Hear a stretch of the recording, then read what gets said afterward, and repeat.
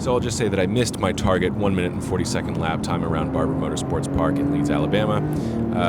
I was driving to about 85 to 90% of my ability, and which netted me a 1 minute and 44-second lap. So while I'm not happy about missing my target, I am generally pleased with my performance overall because I drove cleanly and generally hit all my marks. So let me take you for a ride around Barber Motorsports Park. Coming onto the front straight here, you're going to get up to about 120, 125 miles an hour. After you pass the start-finish line, you're going to brake hard, maybe a 9 pedal into turn 1, and you're going to trail off that brake, applying throttle again, and then braking again before turn 2. You're going to ease off that brake as you crest the hill and just apply maintenance throttle coming around the hill, making sure that you hit the apex of turn 3, tracking all the way out and getting your line right for turn 4 going up the hill. If you mess that up, you're in big trouble.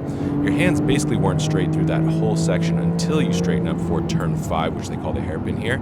It's a tricky turn with sort of a double apex. You're going to apex 1 there, there's 2, you're going to squeeze and roll back onto the throttle, tracking all the way out as you come back and straighten up for turn 7, 8, and 9, called the corkscrew.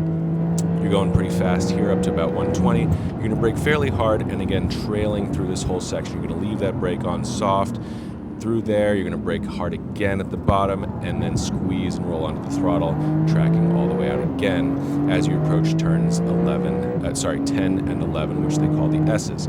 You're essentially flat with just a breathe through the brake there, but you're flat through this section, going, and now you're coming up to turn 12, which again, this whole track is about trail braking. So you're going to brake to about a 5, and then you're going to brake again as you come to this uphill section, applying throttle.